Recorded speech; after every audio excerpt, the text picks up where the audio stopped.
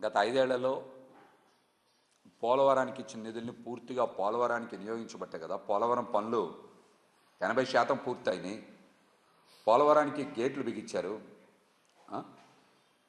చాలా వరకు పోలవరం పనులు పూర్తి చేసింది జగన్మోహన్ రెడ్డి గారి హయాంలోనే కదా, వారే కదా చేసింది ఆ పనులని. ఎక్కడ కూడా నిధులు మళ్లింపు లేదు కదా. నిధులు మళ్లింపు ఉంటే పోలవరం 80% పైగా పనులు పూర్తి ఎలా అవుతాయి? స్టీల్ ప్లాంట్కి గతంలో ఎప్పుడు కూడా డబ్బులు రాలేదు కదా, మొన్నే కదా గ్రాంట్ వచ్చింది, ఫండింగ్ కాదు అది. మరి ఆ డబ్బులు కూడా దేనికి ఉపయోగిస్తారు ఇంతవరకు కూడా చంద్రబాబు గారు కానీ పవన్ కళ్యాణ్ గారు స్పష్టత చేయలేదు. ప్రైవేటీకరణ చేయమని కానీ వారికి గనులు కేటాయిస్తామని కానీ ఎక్కడైనా మాట్లాడారా ఈ అంశాల మీద? సెయిల్లో విలీనం గురించి అయినా మాట్లాడారా? స్టీల్ ప్లాంట్ గురించి కూటమి ప్రభుత్వానికే స్పష్టం లేదు. ఇటు రాష్ట్రంలో కేంద్రంలో కూటమి కదా ఉంది కాబట్టి వారు దాని మీద స్పష్టత ఇవ్వాలి.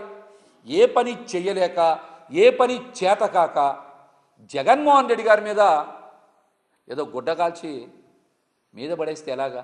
మీ అసమర్థత మీ చేతగాని దానం గురించి ప్రజలు ఈరోజు చర్చించుకుంటా ఉన్నారు. మోసపోయామని తెలుసుకొని ఆవేదన వ్యక్తం చేస్తూ ఉన్నారు. కనీసం అమ్మఒడి ఇచ్చారా? చెప్పండి, అమ్మఒడి ఇచ్చారా? తల్లికి వందనం అని చెప్పి ఎంతమంది పిల్లలు ఉంటే అంతమంది పిల్లలు ఇస్తామని చెప్పి కదా చెప్పారు. 40 సంవత్సరాల అనుభవం ఒక పథకం కూడా అమలు చేయలేకపోయారు కదా చంద్రబాబు గారు పవన్ కళ్యాణ్ గారు. ఆ విషయం మీద మాట్లాడమని చెప్పండి. కేంద్రం నిధులు ఇస్తే అవి పోలవరానికే వినియోగించాలి, స్టీల్ ప్లాంట్కే వినియోగించాలి. లేకపోతే కేంద్రం కూడా ఎందుకు ఊరుకుంటుంది? 5 సంవత్సరాల పాటు నిధులు విడుదల చేశారంటే పోలవరానికి వినియోగించబట్టే కదా. ఇవాళ ఏదో అబద్ధాలు చెప్తే ఎలాగా చెప్పండి? నిరుద్యోగ భృతి గురించి ఎందుకు మాట్లాడాలి ఇంతవరకు? పోనీ ఎన్నికల మేనిఫెస్టోలో వాళ్ళు చెప్పారు కదా, పూర్ టు రిచ్ అని చెప్పారు కదా, దాని గురించి ఒక్క అడుగు ముందుకేశారా? చెప్పమనండి. జాబ్ క్యాలెండర్ డేట్ చూసుకోవాలి అన్నారు. మారింది కదా, సంవత్సరం కూడా 2025 జనవరి 1 వచ్చింది కదా, జనవరి కూడా అయిపోతుంది కదా, జాబ్ క్యాలెండర్ ఎక్కడా? మరి ఈ అంశం మీద మాట్లాడమని చెప్పండి. బీసీ, ఎస్సీ, ఎస్టీ, ముస్లిం మైనార్టీలకు 50 ఏళ్ళకే 4,000 రూపాయలు పెన్షన్ అన్నారు. ఎక్కడిస్తున్నారు చెప్పమని చెప్పండి. కాపులకి 15,000 కోట్ల రూపాయలతో కాపు కార్పొరేషన్ చెప్పారు కదా, ఎక్కడ సమాధానం చెప్పమని చెప్పండి. 5,000 కోట్లతో బీసీలకి ఆదరణ పథకం అని చెప్పారు కదా, ఎందుకు మాట్లాడట్లే ఈ అంశం మీద? ఉద్యోగులకి సిపిఎస్ అన్నారు, పవన్ కళ్యాణ్ గారు కూడా గట్టిగా మాట్లాడారు సిపిఎస్ గురించి. మరి ఈరోజు మాట్లాడరేంటి? ఈరోజు మాట్లాడరేంటి చెప్పమనండి. ఉద్యోగులకి IRDA ప్రకటిస్తామని హామీ ఇచ్చారు, ఆ విషయం మాట్లాడరేంటి? రాజేష్ గారు అడగాలి, ఇవి కూడా మీరు ప్రెస్ మీట్కి వెళ్ళినప్పుడు ఖచ్చితంగా అడగాలి ఏంటి. అట్లాగనే మీరు చూస్తే అన్ని సంక్షేమ పథకాలకి కోత పెట్టారు కదా. జగన్మోహన్ రెడ్డి గారి మీద ఎందుకు ఏడుపు?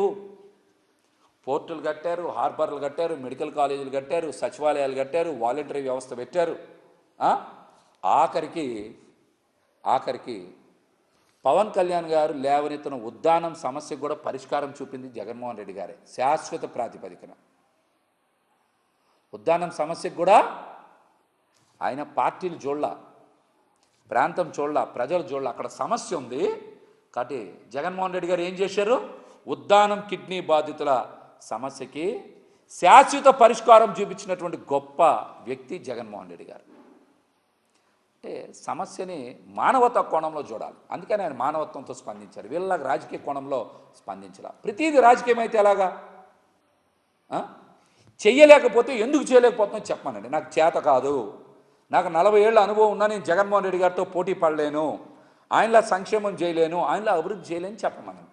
అంతేగాని ఇట్లాంటి చేతగాని విమర్శలు చేయడం మంచి పద్ధతి కాదు.